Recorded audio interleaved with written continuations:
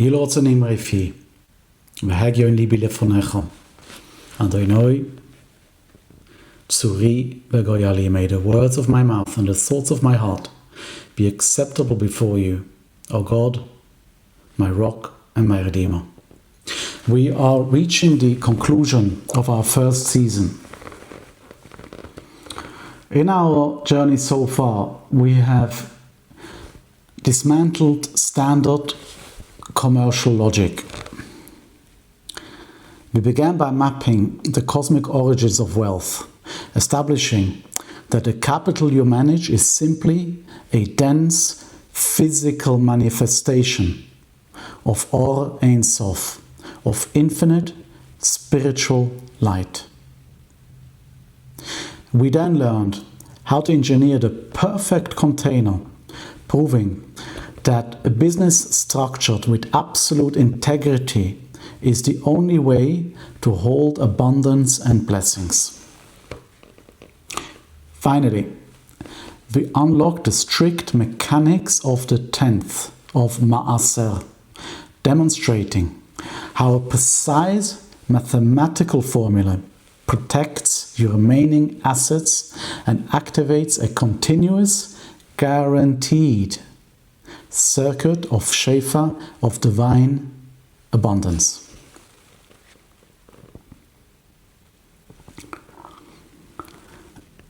Now we must confront the final psychological barrier in the blueprint of abundance. We must confront the deep-seated illusion of your own hard work. Let me explain. In the commercial world, we are trained from day one to commit to the craft. We operate under a very simple yet fundamentally flawed equation. More effort equals more profit. We firmly believe that if we outwork the competition, if we stay at the desk longer, if we aggressively force the negotiations, we alone will generate the wealth and the shefa, the blessing. Today, we break that illusion entirely. To understand the mechanics of income, we must define two opposing forces and how they operate together.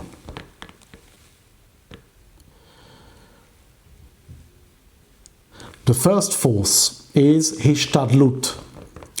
Hishtadlut, human effort.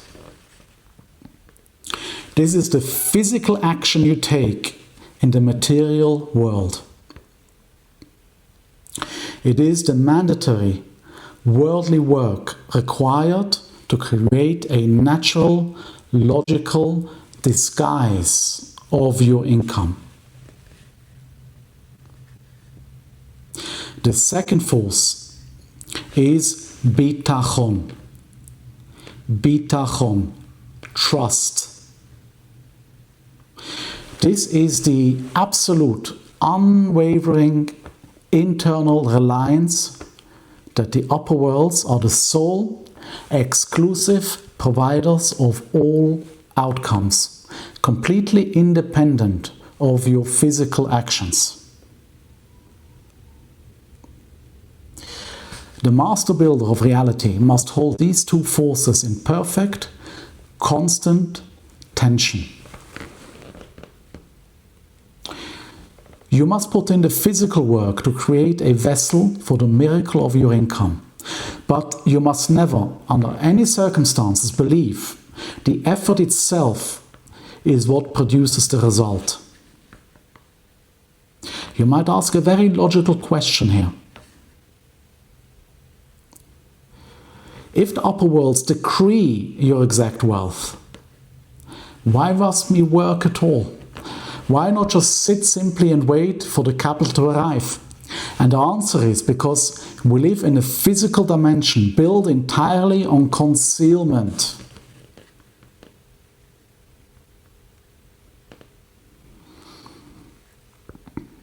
If divine abundance manifested instantly out of thin air, it would completely shatter the illusion of nature.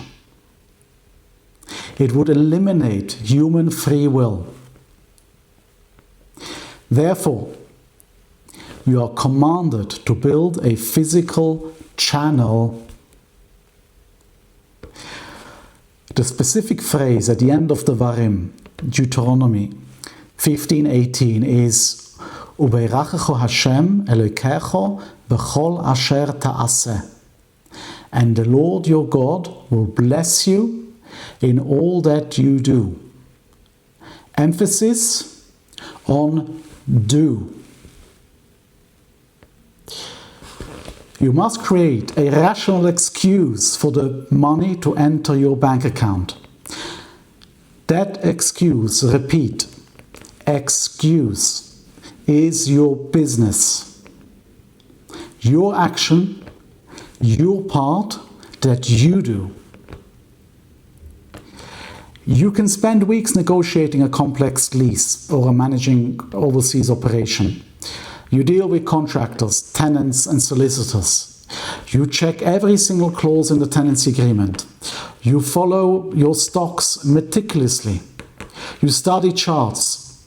You have intense conversations with your stockbroker. This effort is absolutely required. You are building the physical vessel, the kli. But when the deal finally closes, when everything is said and done, you must instantly detach from the process. The signature on that contract did not come from your brilliant negotiation tactics. The signature was secured strictly in the upper worlds, behind the scenes. When you forget this mechanism, when you start believing your sharp intellect and your late nights close that deal, you fall into a severe spiritual trap. You become anxious. You stop sleeping. You view every single competitor in your market as a literal threat to your survival. You grip your assets far too tightly. Therefore, choking the divine flow. King David understood this architecture perfectly. We see this explicit reality in Tehillim, in the Psalms 1271. Im Hashem lo yivne bayis, shov omlu boinov boy. Unless the Lord builds the house, its builders labor in vain. The labor is real. It must be excellent. But the result is entirely out of your hands. Let us look at the practical application. You are managing a fund or an estate portfolio. You do your strict due diligence. You source the finance.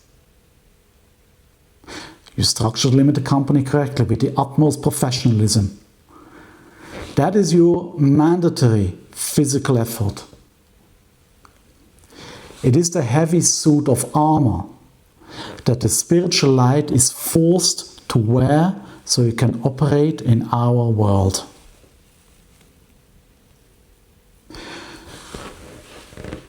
But at the very moment the work is done, the moment the vessel is built and a contract is out for signature, you must switch entirely to complete trust. You must disconnect your mind from the outcome. Disconnect your mind from the outcome. This precise balance protects your mind.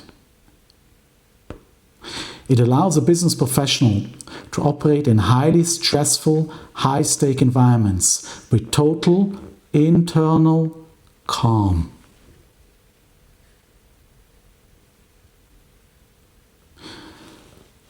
You work with absolute dedication, but without a shred of anxiety. You reclaim your mental clarity. You realize that once the vessel is properly built, frantic worrying will not add a single penny to the destined income.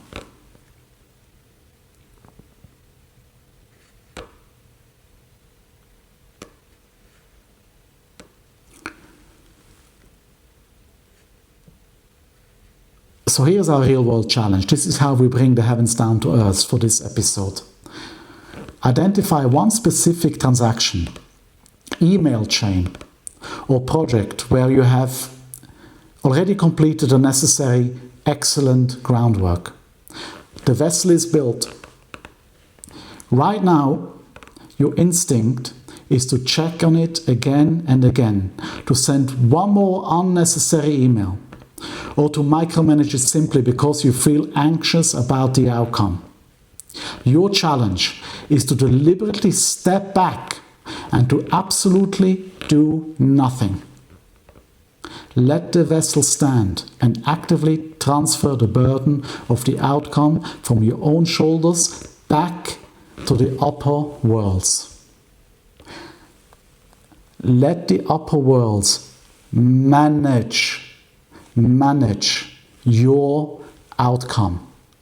Let the upper worlds manage your outcome. I will say it again. Let the upper worlds manage your outcome.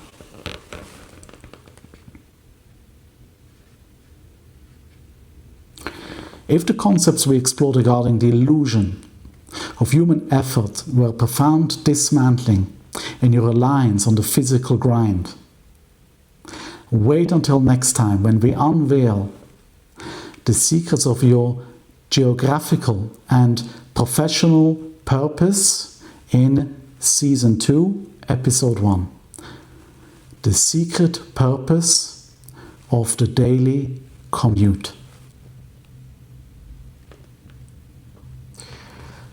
I hope you enjoyed this masterclass lesson, that you could take out whatever you needed and apply it to your own life and to your own setting.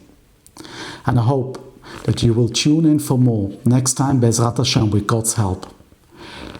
Thank you very much for joining me, and I hope to see you soon again in the next episode. Thank you, and all the best wishes to you and your family. Bye for now.